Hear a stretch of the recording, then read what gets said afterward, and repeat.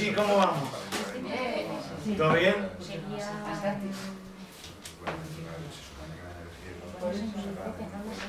Bueno, Conchi, vos me vas a ayudar. Por favor, pasa al frente. Un aplauso para la secretaria.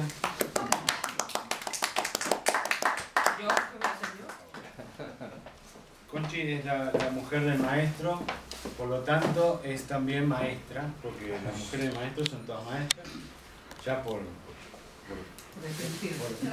bancarnos. Acá se entiende lo que es bancarnos, por sí, aguantarnos. Por aguantar. Entonces, Conchi, vos con esa gracia dadora, generosa, te voy a pedir que pases estas tarjetas y que cada uno se tome la que, sin mirarla. Sin mirarla. Ahí está el secreto.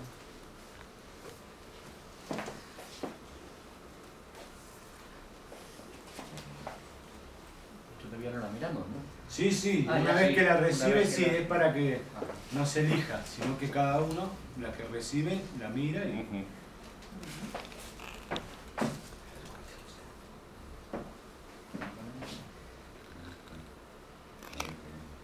Esta viene forzada, no sé más. La pueden leer tranquilos y ver qué significa.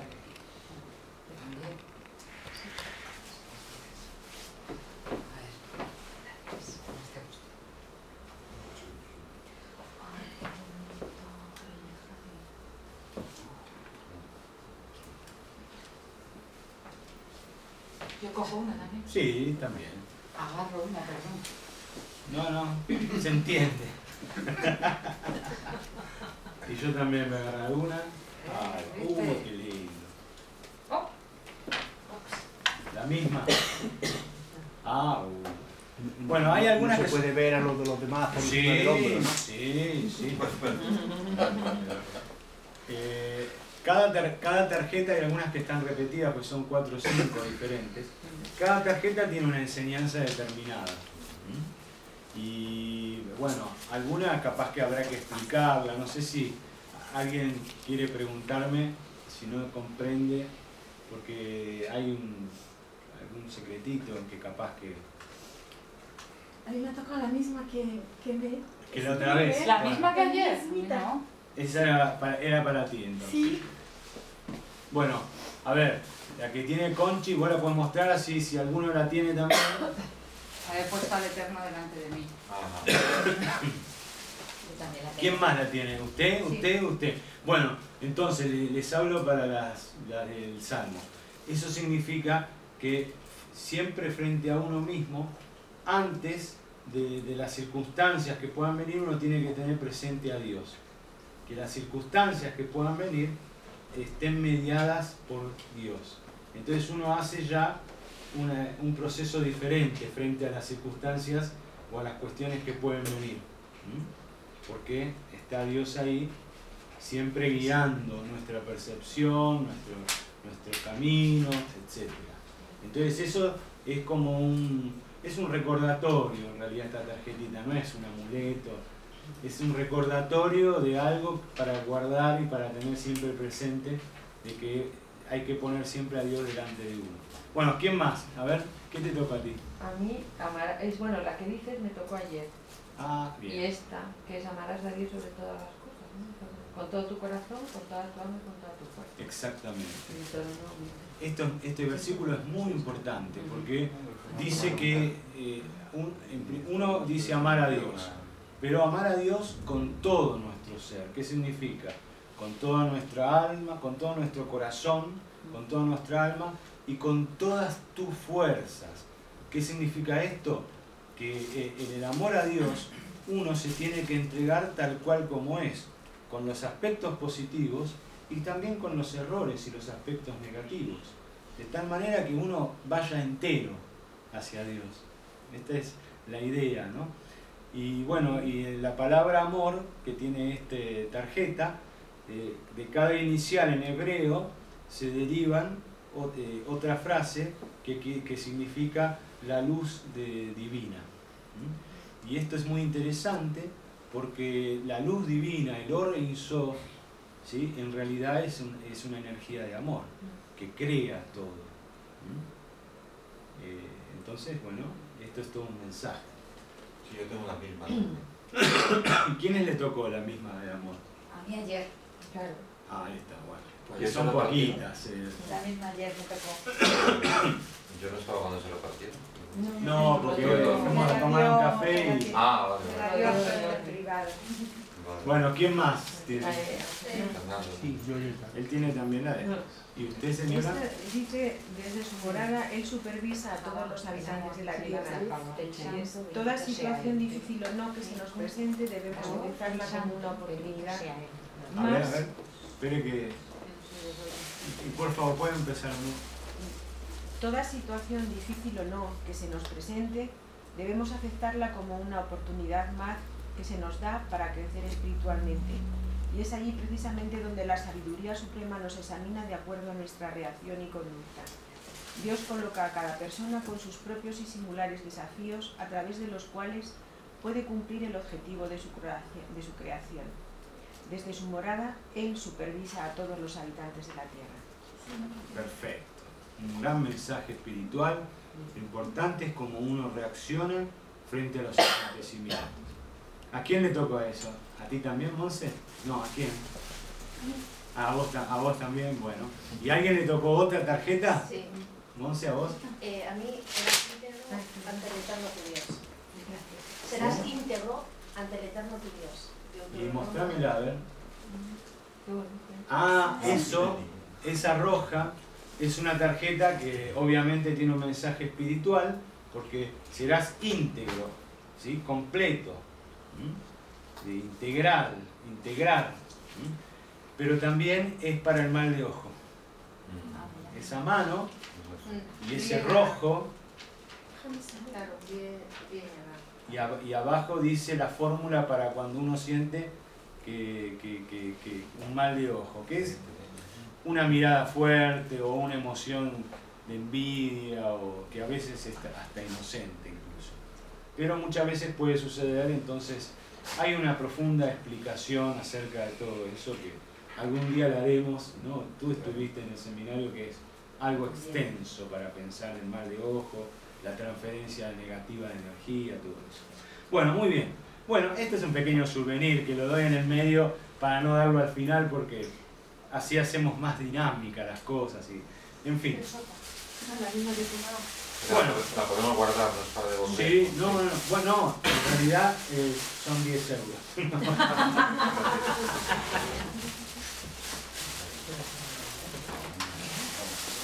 Bueno, muy bien. Si yo escribo esta palabra,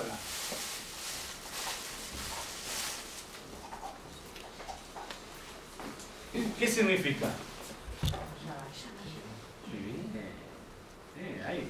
Hay velocidad, ¿eh? Muy bien. Shabbat, la shin, con una niñita abajo, ya, la bet, va y la ta. ¿Correcto? Cada una de esta palabra, ¿cuál es el significado básico de Shabbat? ¿Qué es el Shabbat? El descanso. Sí, básicamente es el descanso, pero es el séptimo día, ¿no? De la creación, y es el séptimo día de la semana. ¿Correcto? El Shabbat es el día de reposo, de descanso, y es el séptimo día, que para nuestra cultura comienza el viernes cuando sale la primera estrella a la noche, porque el día comienza a la noche anterior cuando sale la primera estrella, hasta el sábado por la tarde cuando sale la estrella que indica el comienzo del domingo. Es interesante que el día comienza por la noche. ¿Qué quiere decir? Que el ser humano va de la oscuridad hacia la luz. Bien, el Shabbat es mucho más que un día de reposo o de descanso. Eso es lo que dice la Torá en la forma literal básica. En realidad es el día del ser. 6 días el ser humano hace, crece, pero en el Shabbat reflexiona acerca de lo sagrado. Es como un día meditativo. Por eso los ortodoxos, creyentes, ese día no prenden fuego, no trabajan, no hacen actividades, sino que se dedican a bendecir el alimento, es el día para el alma, donde se hacen prácticas especiales, los cabalistas, etc. Pero prender fuego, ni siquiera una vela ni nada. La vela sí, pero para comer tienen la comida calentada y algún sistema para que venga calentada del día anterior. Pero eso es los ultra ortodoxos, ¿sí? En realidad nosotros, por lo menos cabalistas que somos laicos, universalistas, celebramos el Shabbat, pero sin todas esas cositas que practica un ortodoxo, ¿no? Pero cada uno lo hace como lo siente, ¿no?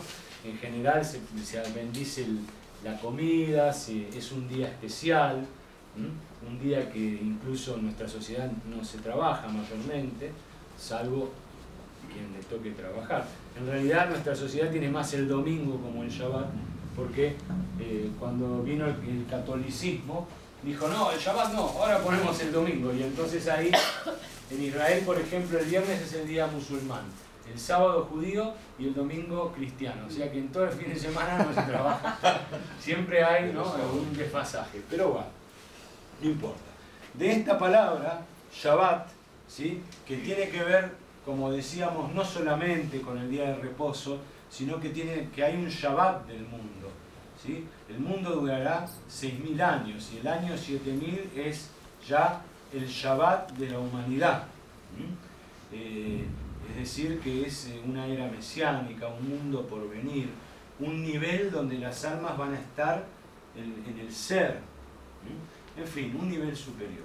Entonces, de esta palabra sale el proceso terapéutico cabalista, de cada inicial de esta palabra, ¿no? Por ejemplo, la vamos a escribir en español para que sea más comprensible. Shabbat. Las A las escribo chiquitas porque en realidad son 3 letras en hebreo. De la palabra Shin nace la palabra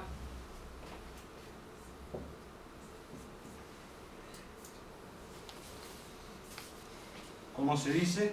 Shiflut. Shiflut. ¿Alguien sabe lo que significa Shiflut? Bueno, qué bueno que algo no lo sepa, ¿sí? Resulta sorpresivo, inédito.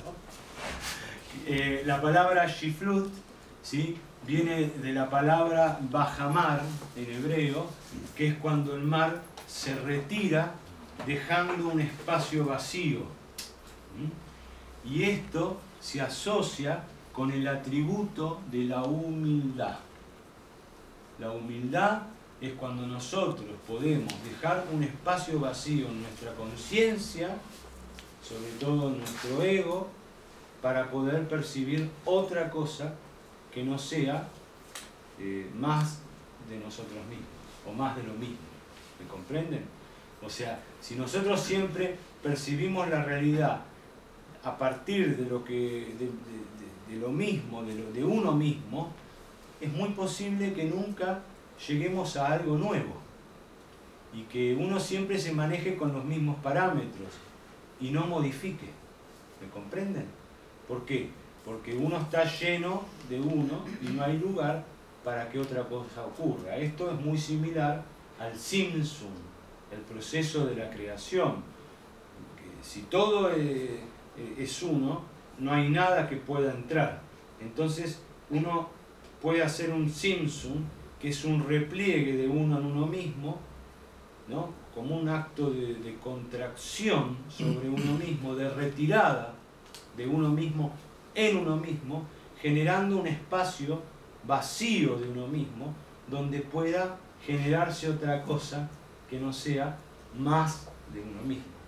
Esto nos pasa en la vida a todos, porque normalmente la tendencia es al ego, es decir, a que uno siempre tiene que estar en todas las situaciones y controlar, y lo que uno piensa es lo que uno es. Pero llega un momento que situaciones distintas, cuestiones de vida, nos dicen, bueno, quizás no sea tan así. Entonces, sobre todo con los procesos terapéuticos, que cuando vienen una enfermedad, un síntoma, que es también un límite externo, que parecería que es una señal que viene de afuera, uno no tiene más remedio que hacer una contracción. Si no hace una contracción, entonces la enfermedad, el problema, la crisis, la insatisfacción, lo que fuera, cada vez continúa más. Pero esta contracción, este proceso de humildad, tiene que ser sincero y profundo, porque a veces uno cree que está en el camino espiritual, pero no hace verdaderamente ese proceso, porque sigue todavía con más de lo mismo, pero cambiado. ¿Me comprenden? O sea, el nivel espiritual de una persona es la capacidad de interioridad que tiene cada persona con respecto a sus propios procesos internos. Sí, una persona puede decir, sí, yo soy muy espiritual, pero en el momento de hacer un proceso interno no tener la capacidad necesaria, o no querer, o no poder, o no tenerla, para lograr verdaderamente ese proceso. Entonces, el primer proceso de la Shiflut es un proceso que lleva una preparación, que lleva su tiempo. Porque la humildad es el atributo espiritual quizás más importante que podemos conseguir, y también el más difícil. Porque muchas veces sobreponerse al orgullo, al ego, al creer que uno siempre tiene razón, y este tipo de cosas, es muy difícil. Porque es como que nos ponen otro canal y uno no entiende. Por eso a la gente le cuesta tanto cuando algo diferente le suena. Dice, no, esto no. ¿Sí? Y a todos nos cuesta. Hasta que uno empieza verdaderamente a pensar, ¿y si fuera cierto? ¿Y si realmente lo que me está pasando es porque yo estoy ciego? A mí me ha pasado muchas veces esta situación, de creer que yo tenía razón porque ni siquiera me detenía a pensar lo que el otro me podía estar diciendo, no solo a través de palabras, sino a través de acciones o de situaciones determinadas. Y a veces, capaz que, no sé, un alumno no venía más a estudiar conmigo. ¿Cuántas veces me pasó eso? Y yo decía, bueno, él no vino porque no quiere venir, listo. Pero después me ponía a pensar y digo, ¿y si yo no entendí el mensaje y desde algún punto hice algo incorrecto? Y ese pensamiento, en el fondo sentía que era bueno pensar así. A mí, mi maestro me enseñó, con respecto a mí, porque cada persona es distinta, no es lo mismo con respecto a Antonio. Yo tengo una personalidad muy distinta, Antonio, y no es comparable, pero mi maestro me enseñó que cuando un alumno se va, lo primero que uno tiene que pensar, ¿qué pude haber hecho yo? ¿No? Como maestro, como responsable, para que esa persona se vaya o tenga algún problema o X. A veces es bueno que uno piense para sí mismo, pero no siempre significa que uno haya hecho algo mal, ¿no? Porque a veces las personas se van y no hay explicación tampoco, porque es el destino, vaya a saber qué, ¿no? Me ha pasado también que muchas personas se fueron, yo hice mi proceso, a mí me sirvió, y después esas personas volvieron y yo les pregunté, ¿y por qué te fuiste? Porque a veces no hay explicación y no saben tampoco las personas por qué. ¿Me comprenden? O sea que no hay algún motivo concreto porque la cosa haya sucedido de esa manera, pero cada uno tiene que hacer su proceso como corresponde, más allá de lo que el otro puede pensar o hacer o decir. Cada uno tiene que hacer el proceso que corresponde. Entonces, la humildad es verdaderamente, en definitiva, es salir del ego y darle lugar a Dios, y darle lugar a las manifestaciones de Dios en nuestras vidas. Esto es aplicable al proceso terapéutico como primer paso indispensable. ¿Por qué? Porque viene un síntoma hacia nosotros, viene una crisis, una enfermedad, y podemos obrar de dos maneras. Una es pensando que esto no nos gusta, que esto, ¿por qué a mí? ¿sí? Y ponernos mal, lo cual sería no aplicar el concepto de humildad, sino aplicar el concepto de orgullo. Y entonces eso nos lleva a sufrir más y cierra la puerta a la sanación, al proceso terapéutico, ¿no? Vamos a suponer, en muchas, en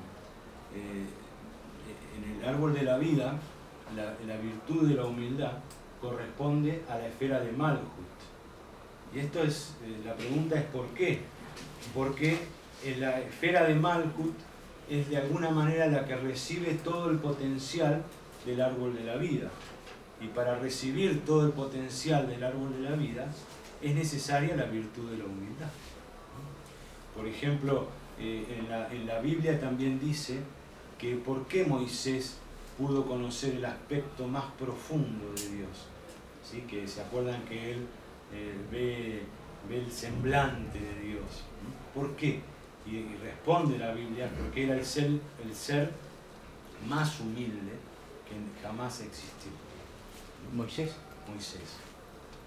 A pesar de que tenía su carácter, él, en cuanto a la apertura que tuvo para conectarse con la profundidad del nombre de Dios, que es el más profundo, se dice que es por la humildad que él tenía.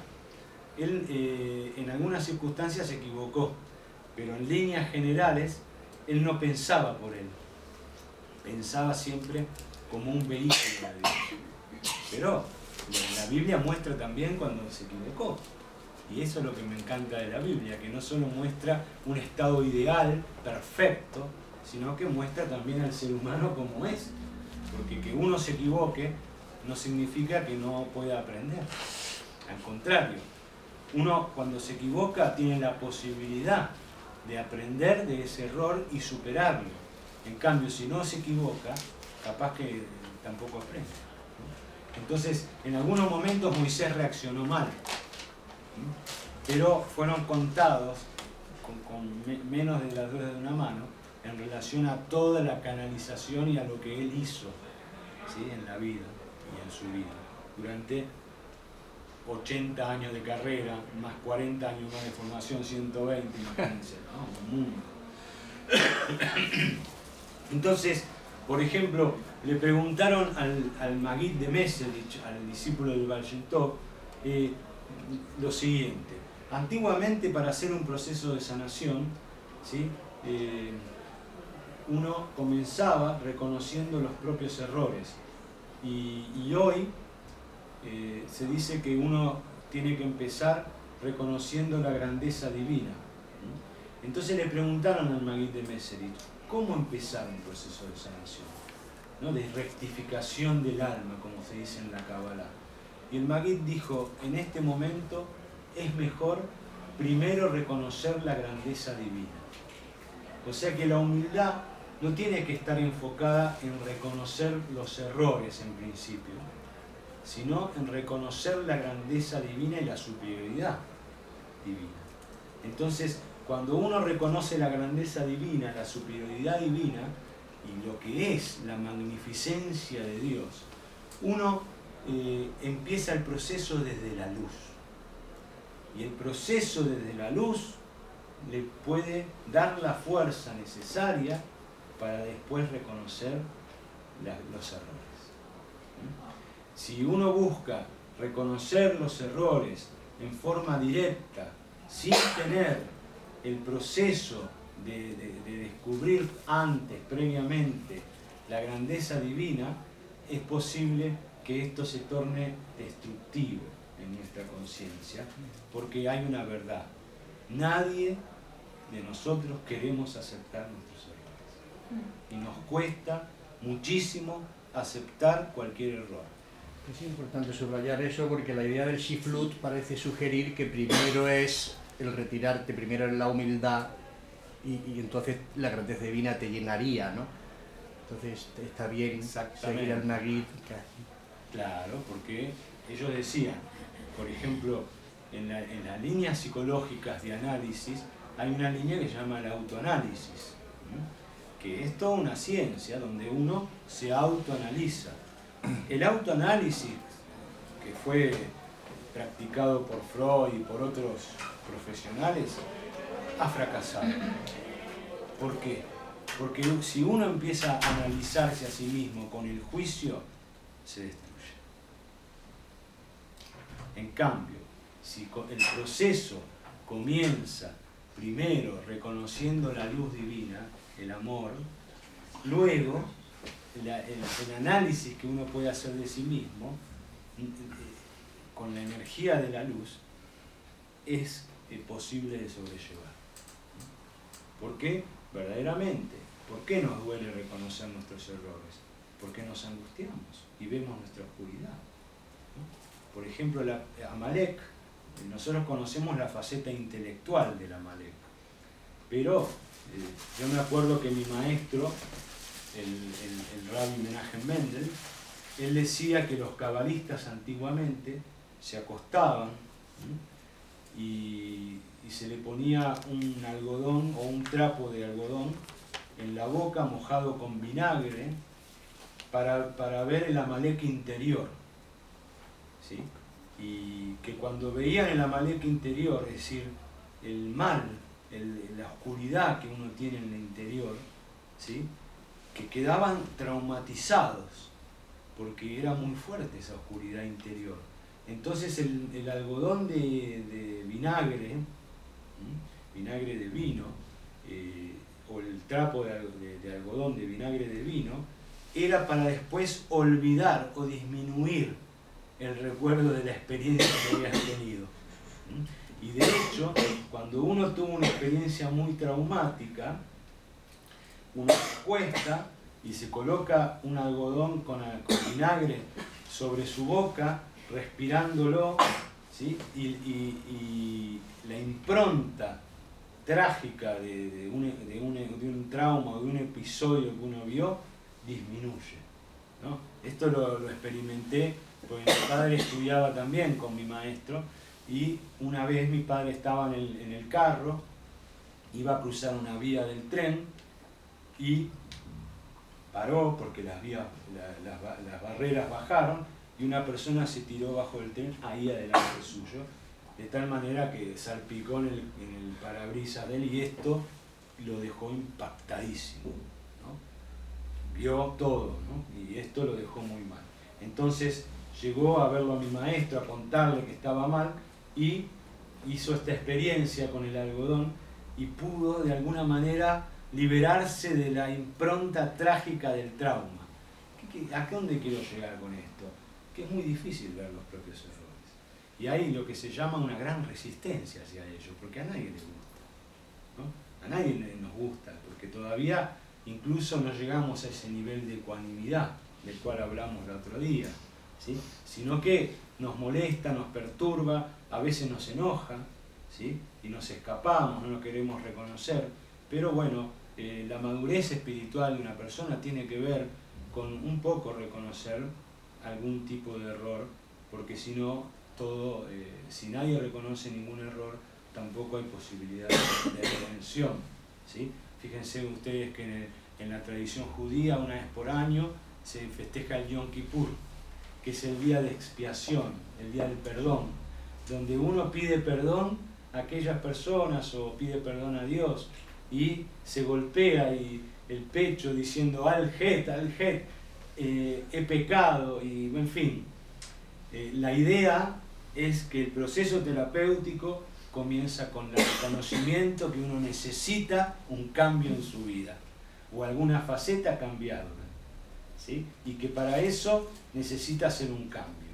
Ese cambio generalmente tiene que ver con pedir ayuda, porque es muy difícil uno mismo cambiar, ¿sí? Uno puede pedir ayuda a un terapeuta. En el caso cabalístico, uno puede pedir ayuda a un terapeuta, pero el terapeuta es el maestro, ¿sí?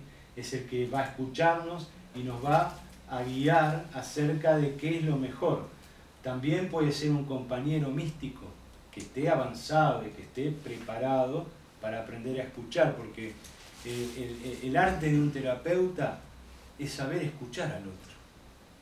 A veces solo escuchando nos puede ayudar. Como decía Friedrich Weinreich en un libro maravilloso que se llama Salud y Enfermedad, no sé si lo tienen. Salud y Enfermedad dice, estar presente y escuchar es mucho más importante que dar un consejo a una persona que está enferma. Porque los consejos a veces sobran, pero el estar ahí con la persona y escucharla es muy difícil a veces, ¿no? Yo me acuerdo cuando mi padre estaba muriendo prácticamente en un hospital, aunque murió bien, gracias a Dios, porque hizo un proceso maravilloso. Él tenía un hermano menor, 10 años menor, es decir, tenía 50 y pico de años, mi padre tenía 65 y el hermano tenía 55. Y lo iba a ver. Entonces mi padre estaba agonizando, ¿no? Ahí pobre, tirado en la cama del hospital, después lo llevamos a casa y murió en su casa. Pero el hermano se sentaba, cuando uno va a ver a un enfermo, normalmente tiene que preocuparse por el enfermo, ¿no? Entonces se sentaba en la cama del enfermo y mi padre le decía, ahí, ¿cómo estás? Y entonces el hermano empezaba a contarle todos sus problemas y yo miraba de afuera y decía, ay Dios mío, pobre mi padre que tiene que bancarse en este estado al hermano que en vez de preocuparse en él que se está muriendo, le viene con toda una carga de problemas, aparte problemas económicos, de trabajo, que frente a la inminencia, la importancia de la muerte, bueno, pero era su hermano y yo no me metía, por supuesto, porque él tenía que... ¿no? Solamente una vez me reí mucho porque fueron unos evangelistas, acá también, ¿no? Se dice evangelistas, y se acercaron y mi padre estaba así, medio también ya agonizando, y le dijeron, has pecado, redímete, libérate. Y mi padre le dijo una cosa, le dijo un insulto pobre que le salió, y me reí.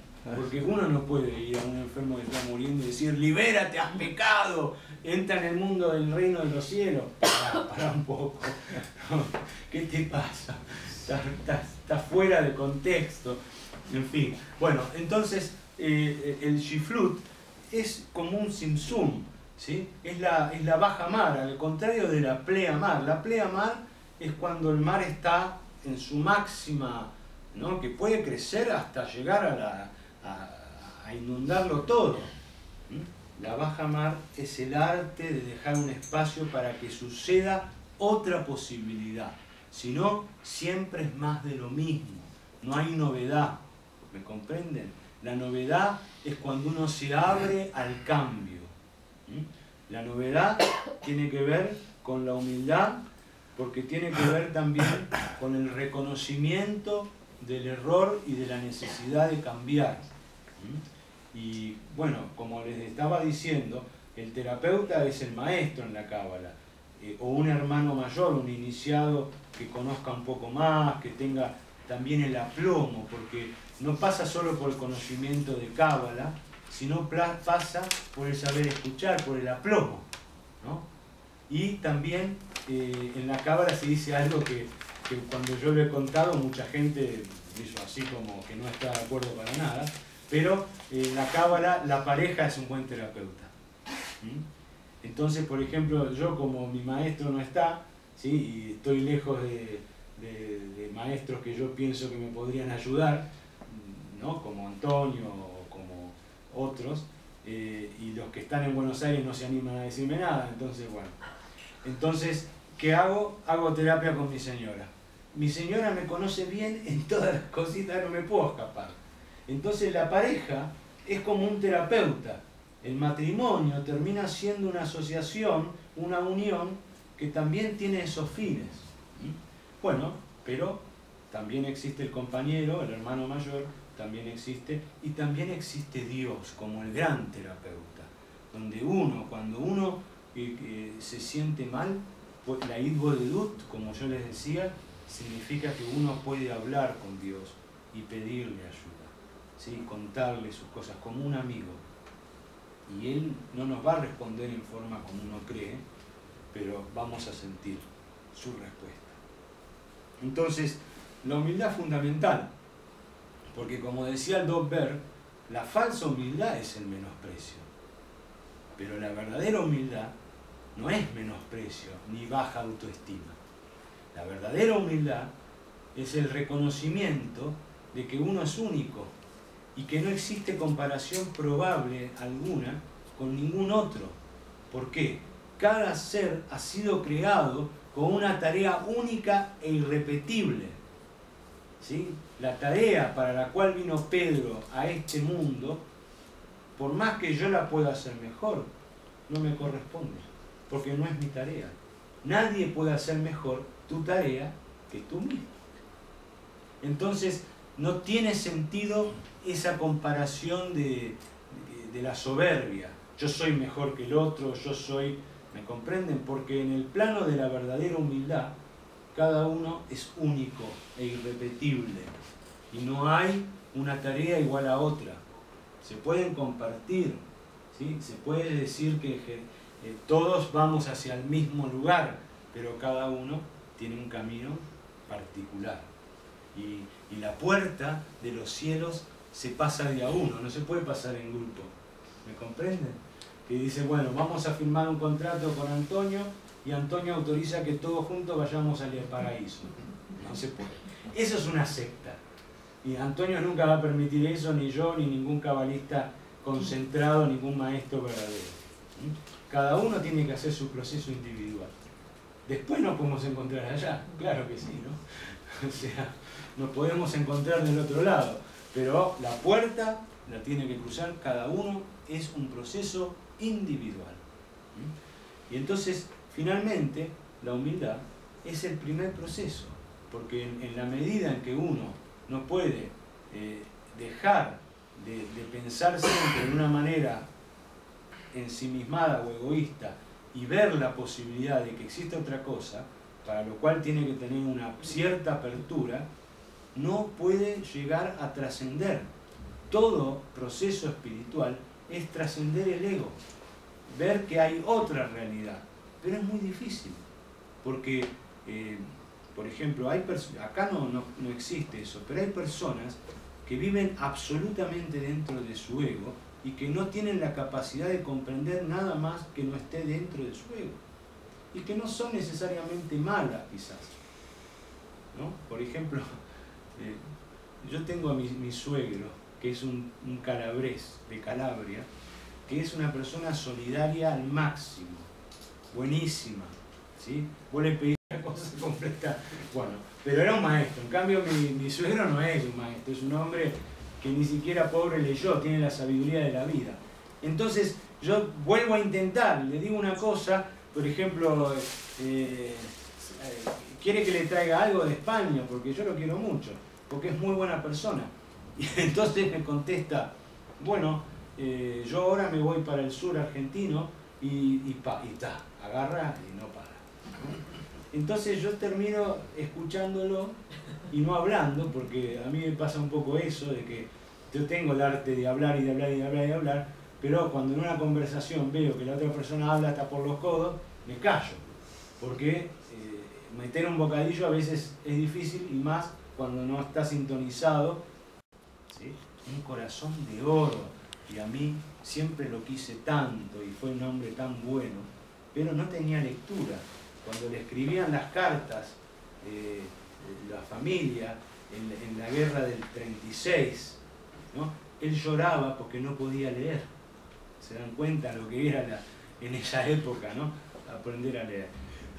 Bueno, después aprendió, ¿no? En Buenos Aires, en fin. Pero es muy importante el trabajo de introspección, de humildad y de siempre sospechar de la certeza que uno tiene de uno mismo, porque capaz que uno está equivocado. Lo digo en todos los sentidos y me lo digo a mí mismo también, ¿sí?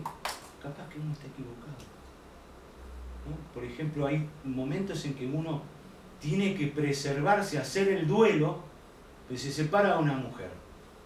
Uno no va a decir, me habré equivocado, habré hecho algo mal. No, va a decir, es una bruja. Nunca me entendió, nunca quiso acompañarme, siempre estaba con lo suyo, reclamando y esto y el otro, porque necesitamos elaborar a través de la bronca la pérdida, la ausencia y lo demás y todas las frustraciones. Pero si nosotros trabajamos desde la humildad, vamos a poder sanar. En cambio, desde lo otro, dejamos pendientes. Y todos esos pendientes son nudos kármicos. que si hoy no los resolvemos, mañana van a volver.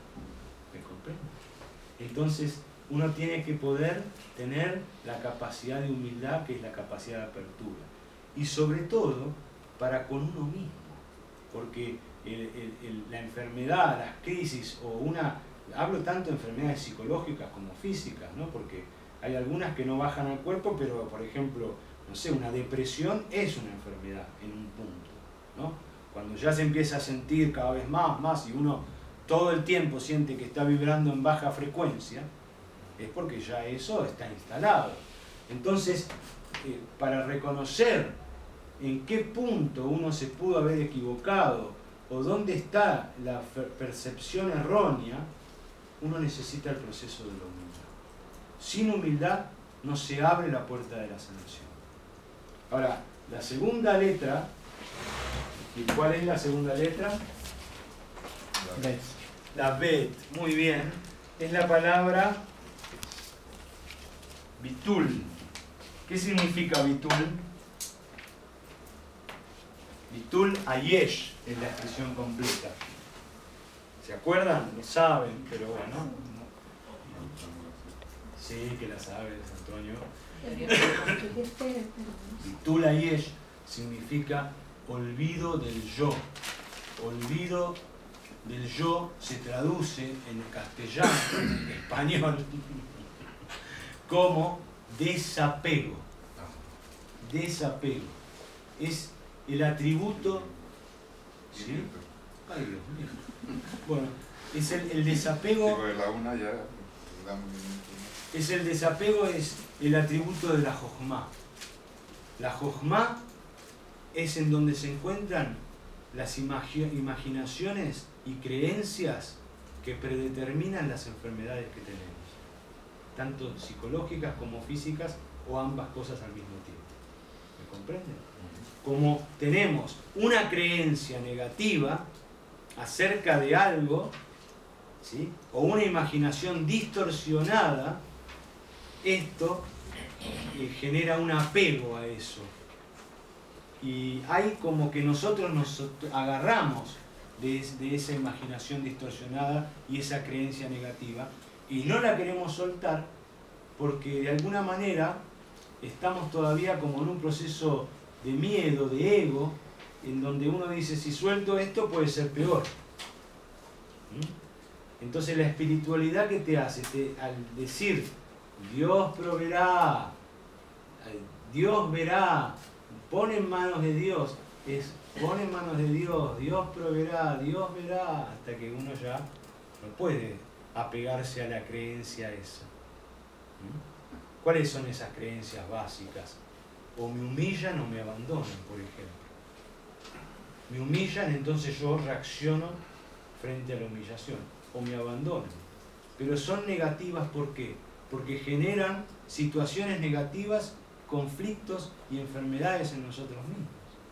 Entonces, ¿cuál sería el camino? Rectificar la imaginación distorsionada, que es rectificar el ámbito de la Jochma, permitiendo que esa creencia se deshaga a través de la verdadera sabiduría, que es la recepción de la luz que pasa por Keter, que es la luz pura, ¿sí?, que es la fe. Rectificar lo de sabio con los alquimistas. Exactamente.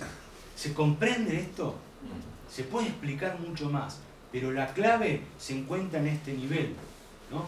Por ejemplo, la imaginación distorsionada y limitante mira siempre hacia abajo, nunca mira a Keter. ¿Se dan cuenta? Por eso es que existe la historia de la serpiente de cobre. La serpiente de cobre es un episodio en la Biblia donde en un momento, como los israelitas juzgaban unos a otros y se criticaban, que es lo peor que puede pasar, vinieron unas serpientes y picaban a todos los que juzgaban, que eran casi todos, y los picaban con un veneno terrible y se morían.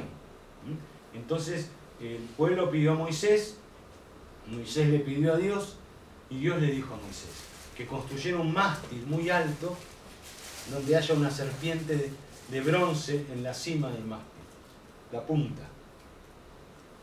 Y entonces Moisés así lo hizo, y Dios le dijo que el que fuese picado por esas serpientes mirara la serpiente que está ahí arriba, ¿sí?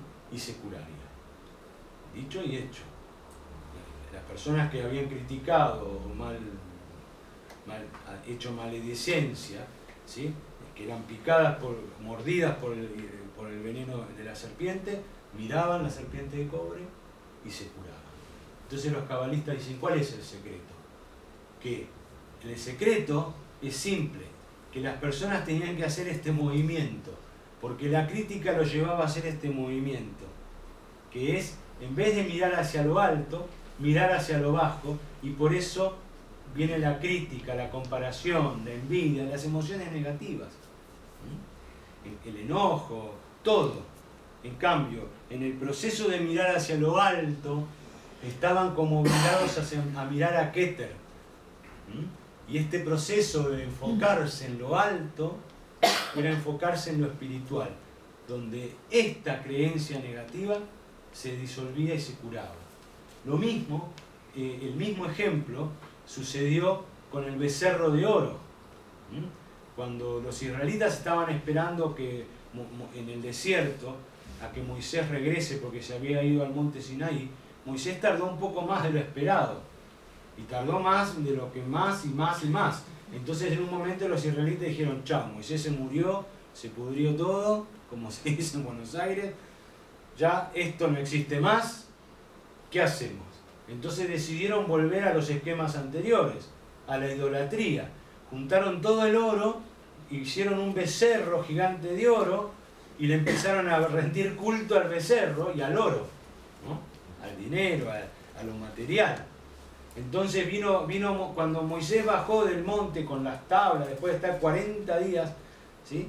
Vio eso y rompió las tablas, y bueno, después canalizó otras tablas. O sea que esto es otra explicación, porque nosotros tenemos las segundas tablas. Las Sí. primeras tablas que rompí fue el vieja Asa, porque Ahí va. todavía no era el momento. Bueno, es Entonces, interesante, no era el No momento. he venido ahora de... Las primeras tablas contenían una energía que evidentemente no era para ese momento, por eso las segundas fueron las que después sí pudieron darse al pueblo. Bueno, en definitiva, cuando Moisés bajó y vio ese espectáculo, dijo, ah, no, esto, porque Moisés era bravo, ¿sí? Tenía ese carácter, ¿no? Al mismo tiempo que se conectaba con lo más sublime, también tenía que tener límites. Entonces, ¿qué hizo? Cuando lo vieron que Moisés estaba vivo, bajó, todo el mundo dejó de bailar, ¿no? Y se pusieron todos serios. Y Moisés mandó a fundir el becerro de oro, lo mezcló con agua y se lo dio de tomar a cada israelita. De tal manera que este es el primer concepto homeopático Y alquímico. y alquímico que existe en la Torá. Fíjese usted, aquello que uno hizo en idolatría se diluye a su mínima expresión, que es el oro en polvo o el oro líquido, se mezcla con agua, como La enseñanza. exactamente, que el agua tiene también un valor muy importante, y se toma para aprender a que eso, ¿sí? No tiene que, que eso era la construcción de una imagen a través de la imaginación negativa. Entonces, la segunda etapa es el desapego, poder desapegarnos de hábitos incorrectos que son parte de una imaginación, una creencia incorrecta. Hábitos incorrectos como el habla, no hablar más mal. Hábitos incorrectos como el siempre pensar que la culpa la tiene el otro, ¿no? Hábitos incorrectos como el juzgar. Hábitos incorrectos como la alimentación. Hábitos incorrectos como el estar a la defensiva o lo que fuere. Hay miles de hábitos incorrectos y cosas que tenemos que desapegarnos. Desapegarse, por eso significa bitula yesh, el olvido del yo, del deseo, del ego, porque cuando yo me olvido de mí mismo, me acuerdo de quién realmente soy. ¿Me comprenden? para recordar quién realmente soy, tengo que olvidarme de mí. Y esto es maravilloso. Entonces, para ser sintético, cuando puedo lograr el primer paso, que es la humildad, el dar cabida a que existe una posibilidad a otra cosa, que yo me pueda haber equivocado, pero a través de la luz, no a través de la pesadez, del sufrimiento, ni de eso, sino a través de aceptar a Dios. Y puedo después desapegarme, rectificar mi imaginación, porque todas esas imaginaciones que predeterminan nuestros problemas provienen generalmente de una sensación de abandono o de humildad. Son infantiles. ¿Por qué una persona piensa que la otra le hizo daño? Porque piensa que la otra lo hizo a propósito y porque una vez uno se sintió herido por el padre. Es muy psicológico. ¿Me comprende? Es todavía inmaduro. Entonces uno tiene que resolver eso. ¿Cómo se resuelve? Perdonando al padre. Y decir, mi padre hizo lo que pudo hacer, porque es lo que recibió también. Entonces, libero esa imaginación distorsionada, esa creencia negativa. Perdono, ¿sí? Y voy hacia la fe y hacia la luz. Y el tercer proceso, que es la última letra, que es la Tav, genera la palabra Tikkun. ¿Sí? El Tikkun, ya conocen lo que significa, ¿no? Tiene muchas acepciones esta palabra, pero en principio, ¿qué significa? Reparación. Reparación. Rectificación. Rectificación, muy Karma. bien. ¿Eh? El karma. El karma, claro, como paralelo, bien. Dharma. Retorno. También dharma, exacto. ¿Qué más? Retorno. ¿Perdón? Retorno. Retorno también, aunque es más teshuvá. Y niño. Niño. Cuando haces el retorno, te ves en un tinok, que son los niños.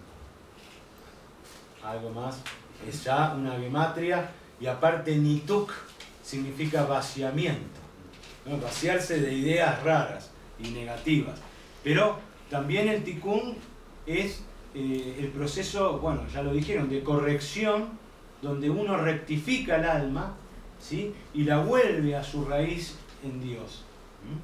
Pero en términos terapéuticos y de sanación, significa reconocer que todo ese mal, ese sufrimiento, esa imaginación distorsionada, todo eso, ese mal, entre comillas, que nosotros tuvimos que atravesar, en definitiva era para bien.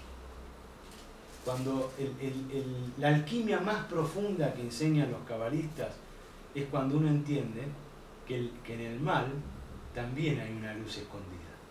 Y que en definitiva aquello que nos perturbó, que nos hizo sufrir, también tiene una posibilidad de bien. Y esto es maravilloso, porque cuando sucede eso, es lo que se llama el proceso de dulcificación. Es como retornar al niño interior, desencantado. Todos tenemos un niño interior que se desencantó, porque es la ley de la vida. Cuando el niño vive encantado, pero después viene el adolescente, después viene el hombre más duro, no maduro, más duro, ¿sí? o el adulto o el adúltero, ¿no? O el que está adulterado, ¿se dan cuenta? Y entonces ya después terminamos siendo todos adultos, todos maduros, pero todos infelices, cansados ya. Y el niño no, se perdió. Entonces, recuperar el niño interior desencantado desde la madurez es el proceso también del tikkun. Y retornar no solamente nuestro ser, sino toda la creación, todas las chispas a la gran luz universal, divina. Y esto se hace entendiendo, no combatiendo al mal para que se transforme en luz, sino entendiendo que en el mal mismo existe un bien oculto a la espera de ser descubierto. Y cuando uno hace esto, se sana, porque ahí entra en un proceso de endulzamiento y no de acidificación, sino que se endulza. Dulcinea del Toboso. Dulcinea del Toboso. Exactamente, que era lo que representaba para el Quijote el amor, ¿me comprende? ¿No? que era lo que representaba la posibilidad de una vida distinta a esta de andar peleando contra fantasmas y contra molinos, aunque se puede interpretar de muchas maneras. Entonces, en definitiva, el proceso del Shabbat, el proceso de Shiflut, Bitul Yesh y Tikkun, es un proceso que cada uno puede hacer como un trabajo, pero es necesario la guía, porque uno se puede perder y puede interpretar a veces lo que uno le conviene, o en fin, hacer interpretaciones selectivas. Entonces es necesario un maestro. Ustedes pueden hacer ese proceso y decir, por ejemplo, Antonio, pido una cita contigo. Yo quisiera saber si estoy bien enfocado en este desapego que quiero encarar y qué me aconsejás. Y entonces él, objetivamente, nos va a ayudar. Y siempre es bueno tener a alguien que nos ayude. ¿Me comprende? Yo ahora que mi maestro no está, la verdad que a veces no sé a quién preguntarle. Gracias a Dios el otro día encontré un maestro desde la psicología, que también sabe un montón de cábala y de todo, en Buenos Aires, que es un hombre de 78 años, ya lo agarré casi viejo, y gracias a Dios, Dios me dio la posibilidad de poder hablar con un padre espiritual, con alguien que tiene mucho conocimiento y realmente me hizo muy bien a mi alma. Entonces, es muy valorable la capacidad de un maestro, sobre todo cuando es un maestro desinteresado, ¿sí? Cuando enseña de corazón, ¿sí? Y cuando verdaderamente a la gente le importa. Entonces, ustedes también pueden ser el día de mañana guías para otras almas, pero tienen que hacer el proceso, ¿correcto? Nadie puede zafar de hacer el proceso, ¿sí? Y ese proceso hay que cumplirlo como corresponde, hasta que uno verdaderamente se ilumine y se sane, y entre en el proceso de dulcificación, ¿correcto? ¿No? Entonces, este es un poco lo que yo quería transmitir. Los maestros como vosotros, ¿os lo ha transmitido alguien o algún otro maestro sí, que en algún momento os ha reconocido como tal, ¿no? exactamente, esto es una cadena, donde eslabón a eslabón se va transmitiendo no solo un conocimiento, sino un sentimiento, algo mucho más, ¿sí? Mi maestro a mí me enseñó con el corazón, ¿sí? También era un ser humano, tenía sus errores, pero él me enseñó con el corazón. Yo tuve la suerte de tener varios maestros, ¿no? Que me enseñaron desde ese lugar. Pero hubo uno que te reconoció a ti como maestro, ¿no? ¿O no? ¿O varios? Sí, mi maestría fue reconocida por mi maestro. Yo no me autoproclamé maestro, ¿me comprende? Sí, claro. Yo estudié primero durante 8 años y ahí mi maestro me habilitó para transmitir introductoriamente a los demás. Antes yo lo ayudaba a él y aprendí estando con él, pero él me empezó a decir maestro. Primero mi propio maestro me decía maestro y después yo nunca me la creí, la verdad, pero algunas personas me dicen maestro, pero yo les digo no, me llamo Ione, como Antonio, porque preferible tener bajo perfil, pero en realidad no es un maestro, es alguien que te pueda guiar. Puede ser un hermano mayor, puede ser un padre espiritual, puede ser un hermano menor que tenga más conocimiento, no importa el título. Lo que importa es que no se puede hacer este viaje solo. Necesitamos de la otredad, del otro, porque solos es muy difícil y es muy probable que nos corramos del eje. Está bien. ¿No? ¿Qué? Está bien. Que nos extraviemos. Es muy difícil solo. Siempre en la vida hay que pedir ayuda a alguien, ¿no? En el caso de un maestro de cábala es para la parte espiritual, para el sentido de la vida. Y bueno, uno puede pedir ayuda si uno quiere aprender, no sé, música ashkenazí, tiene que ir a verlo a Fernando, o no sé, lo que enseñe Fernando, filosofía, o en fin. Y bueno, hay especialistas en los temas, ¿no? Por ejemplo, hay una expresión en hebreo que se dice Moré Derech, que significa maestro del camino.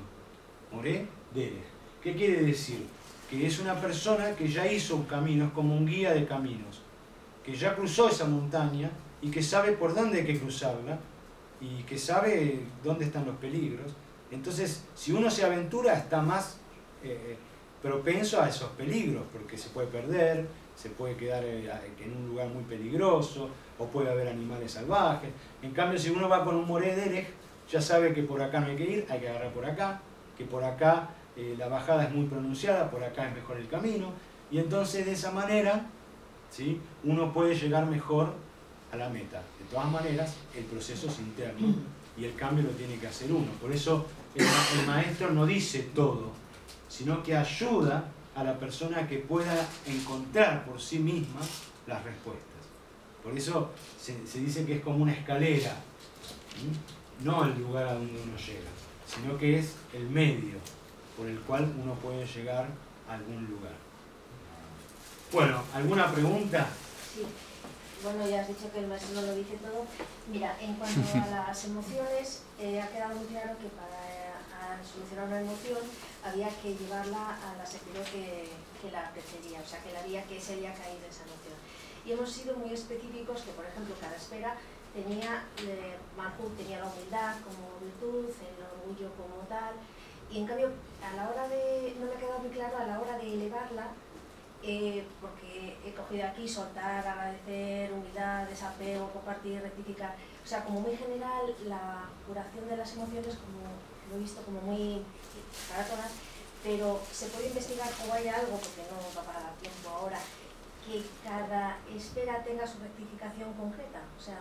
Sí, por supuesto, lo que pasa es que eso es lo que no me dio el tiempo para explicar, y que está escrito en esto que yo le manda dónde está cada emoción detallada y cuál es la solución, o sea, cuál es la reflexión. Pero de todas maneras también eso es la misma cábala. La misma cábala te habla de cada esfera y te va ilustrando acerca de cuál es el camino de cada esfera, que son emociones, que son energías de emociones, constructoras de nuestra realidad. Pero sí, lo que tú dices es cierto, hay que profundizar después en cada emoción para entender bien cuál es el proceso, el mecanismo, y para entender la contraparte, ¿no? Exactamente. Porque uno quizás quiere hablar de tantas cosas pero no da el tiempo. Qué bueno, ¿no?, que sea así, y no que diga, uy, terminé y todavía falta una hora. Bueno, ¿alguna pregunta más? Con gusto. Bueno, entonces les quiero agradecer a todos por estar aquí, de corazón. Quiero que sepan que me sentí muy bien, muy pleno, muy contento. Agradecer especialmente a Antonio. Y antes de que nos vayamos, me gustaría que nos tomemos una foto, por favor. Así yo me tengo de recuerdo y en fin. Así que capaz que podemos juntarnos todos más por aquí y sacar una foto. Sacando pecho. Haz otra por si acaso. Espera, que algo ha pasado aquí que no ha salido.